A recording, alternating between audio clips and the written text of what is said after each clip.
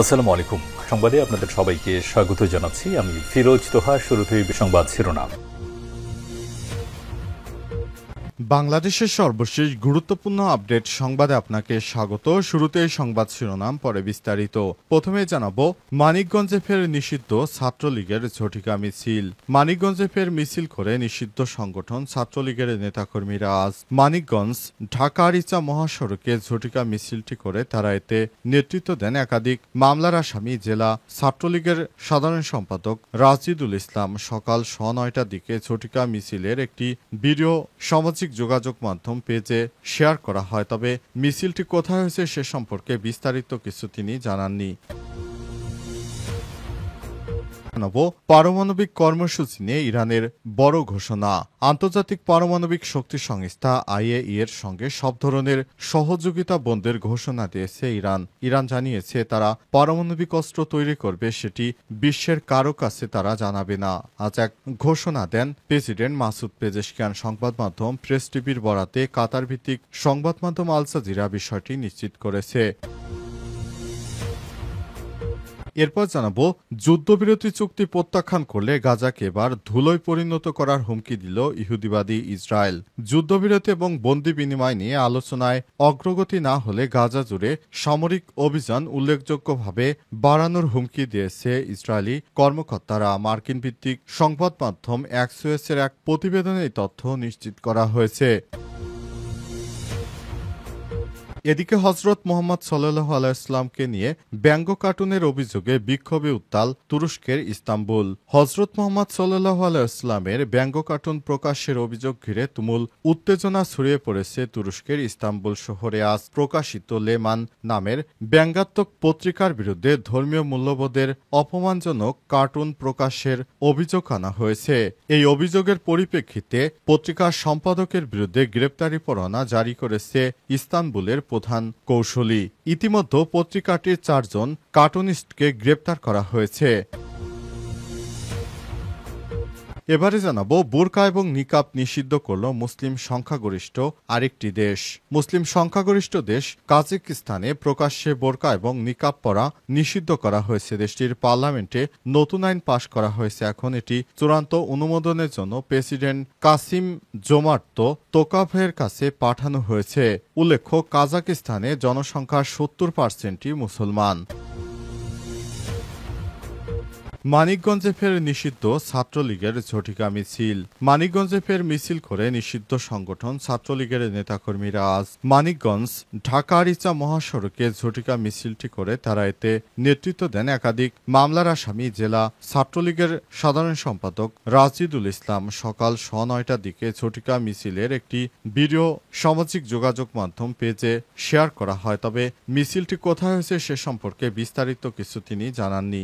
জানা গেছে, 5 আগস্টের পথ পরিবর্তনের পর শেখ হাসিনা বিদেশে পালিয়ে যাবার পর এখন থেকে আওয়ামী লীগের কোনো নেতাকর্মী প্রকাশ্যে আসেনি। তবে এখন দেখা যাচ্ছে অনেকেই প্রকাশ্যে এসে বিভিন্ন মিছিল মিটিং করার চেষ্টা করছে। তবে পুলিশ এবং আইন শৃঙ্খলা রক্ষাকারী বাহিনী সক্রিয় থাকার কারণে আওয়ামী লীগের নেতাকর্মীরা মাঠে এসে দাঁড়াতে পারছে না। তারা মাঠে এসে দাঁড়ানোর আগে তাদেরকে আইন শৃঙ্খলা রক্ষাকারী বাহিনী পাকড়াও করে ফেলছে। এছাড়াও বিভিন্ন রাজনৈতিক দল যেমন বিএনপি, জামাত বা বৈষম্য বিরোধী ছাত্র আন্দোলনের নেতাকর্মীরাও এদেরকে ধরে ধরে তারপর পুলিশের হাতে সোপর্দ করে। এ কারণে অনেক নেতা এখনো আত্মগোপনে রয়েছে। তারা বিভিন্ন জায়গায় আত্মগোপনে থেকে তারা আওয়ামী লীগের সাংগঠনিক কার্যক্রম চালানোর চেষ্টা করছে। তবে প্রশাসন এবং বিভিন্ন রাজনৈতিক দলের নেতৃত্ববৃন্দ অনেক কঠোর অবস্থানে থাকার কারণে এখনো আওয়ামী লীগের নেতাকর্মীরা প্রকাশ্যে কোনো কর্মকাণ্ড করার সাহস পাচ্ছে না। তারা যতটুকুই করার চেষ্টা করছে সেটা হচ্ছে খুবই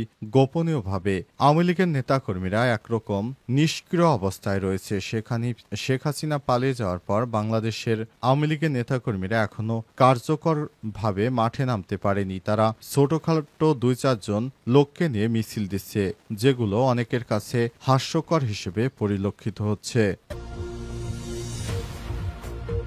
পারমাণবিক কর্মসূচি নিয়ে ইরানের বড় ঘোষণা।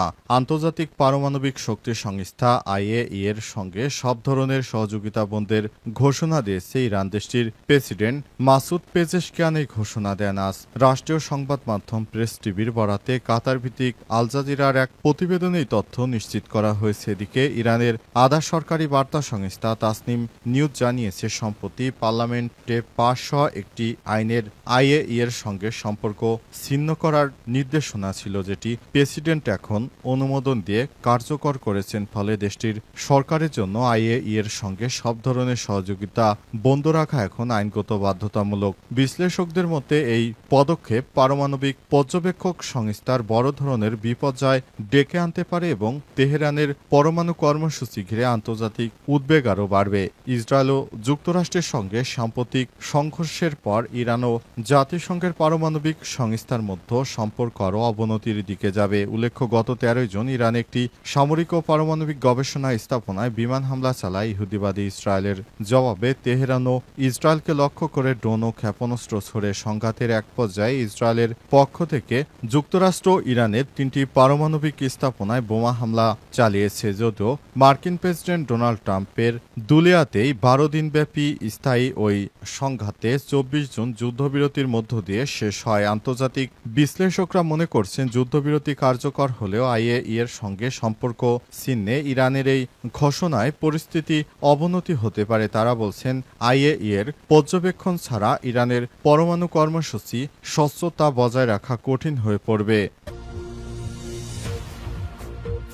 যুদ্ধবিরতি চুক্তি প্রত্যাখ্যান করলে গাজাকে ধুলোয় পরিণত করার হুমকি দিল ইহুদিবাদী ইসরায়েল। যুদ্ধবিরতি এবং বন্দি বিনিময় নিয়ে আলোচনায় অগ্রগতি না হলে গাজা জুড়ে সামরিক অভিযান উল্লেখযোগ্যভাবে বাড়ানোর হুমকি দিয়েছে ইহুদিবাদী ইসরায়েলের সেনা কর্মকর্তারা। মার্কিন ভিত্তিক সংবাদ মাধ্যম অ্যাক্সিওসের এক প্রতিবেদনে তথ্য নিশ্চিত করা হয়েছে। আজ ইসরায়েলি সামরিক বাহিনী গাজা শহরে কিছু অংশে নতুন করে সরিয়ে নেওয়ার নির্দেশ জারি করা হয়েছে, যা স্থল অভিযানের পরিসর আরও বাড়ানোর ইঙ্গিত দেওয়া হচ্ছে। একজন শীর্ষস্থানীয় ইসরায়েলি কর্মকর্তা বলছেন, আমরা রাফাতে যা করছি গাজা শহর এবং মধ্য শিবিরগুলোর ক্ষেত্রেও তাই করব। সবকিছু ধুলোয় পরিণত করা হবে। এই হুমকি এমন সময় দেওয়া হয়েছে যখন 60 দিনের যুদ্ধবিরতি নিয়ে নতুন করে কূটনৈতিক প্রচেষ্টা চলছে। এর আগে মার্কিন প্রেসিডেন্ট ডোনাল্ড ট্রাম্প বলেছেন, ইসরায়েল প্রয়োজনীয় শর্তগুলোতে সম্মত হয়েছে এবং হামাসকে এই শর্ত মেনে নেওয়ার আহ্বান জানিয়েছেন তিনি। তবে ইসরায়েল বা হামাসকেও আনুষ্ঠানিক এই প্রতিক্রিয়া জানায়নি এখনো। আজ ট্রাম্প বলছেন, গাজায় 60 দিনের যুদ্ধবিরতির প্রয়োজনীয় শর্তগুলোতে ইসরায়েল সম্মত হয়েছে, যার সময় মার্কিন মিত্র ইসরায়েলের এই যুদ্ধে ইতি টানার জন্য সব পক্ষের সঙ্গে কাজ করা হবে। ট্রাম্প সামাজিক যোগাযোগ মাধ্যমে বলেছেন, ইসরায়েল 60 দিনের যুদ্ধবিরতির জন্য প্রয়োজনীয় শর্তগুলোতে সম্মত হয়েছে। এই সময় আমরা সব পক্ষের সঙ্গে মিলে যুদ্ধের অবসান ঘটানোর চেষ্টা করব। তিনি আরো বলেছেন, শান্তি আনার জন্য কঠোর পরিশ্রম করা কাতার ও মিশরের মধ্যস্থতায় চূড়ান্ত প্রস্তাবটি দেওয়া হবে। আমি আশা করি মধ্যপ্রাচ্যের স্বার্থে হামাস এই প্রস্তাব গ্রহণ করবে, কারণ এর চেয়ে ভালো প্রস্তাব আর আসবে না। পরিস্থিতি কেবল আরও খারাপ থেকে খারাপের দিকে যাচ্ছে। হজরত মোহাম্মদ সাল্লাল্লাহু আলাইহি ওয়াসাল্লামকে নিয়ে ব্যঙ্গ কার্টুনের অভিযোগ, বিক্ষোভে উত্তাল তুরস্কের ইস্তাম্বুল। হজরত মোহাম্মদ সাল্লাল্লাহু আলাইহি ওয়াসাল্লামের ব্যঙ্গ কার্টুন প্রকাশের অভিযোগ ঘিরে তুমুল উত্তেজনা ছড়িয়ে পড়েছে তুরস্কের ইস্তাম্বুলে। আজ প্রকাশিত লেম্যান নামের ব্যঙ্গাত্মক পত্রিকার বিরুদ্ধে ধর্মীয় মূল্যবোধ অপমানজনক কার্টুন প্রকাশের অভিযোগ আনা হয়েছে। এই অভিযোগে পত্রিকাটির প্রধান সম্পাদকের বিরুদ্ধে গ্রেপ্তারি পরোয়ানা জারি করেছে ইস্তাম্বুল প্রধান কৌশলী। ইতিমধ্যেই পত্রিকাটির 4 কার্টুনিস্টকে গ্রেপ্তার করা হয়েছে। এই ঘটনার জঘন্য উস্কানি বলে আজ এক বিবৃতিতে তিরস্কার করেছে দেশটির প্রেসিডেন্ট রিসেপ তাইপ এরদোয়ান। আগের দিন সোমবার লেম্যান পত্রিকায় সাংবাদিকরা নিয়মিত যাতায়াত করেন এমন একটি বারে হামলা চালায় বিক্ষুব্ধ জনতা। পুলিশ কাঁদানে গ্যাস ও রাবার বুলেট ছুড়ে পরিস্থিতি নিয়ন্ত্রণে এনেছে। প্রত্যক্ষদর্শীদের মতে সংঘর্ষে প্রায় 250 থেকে 300 জন ছিল।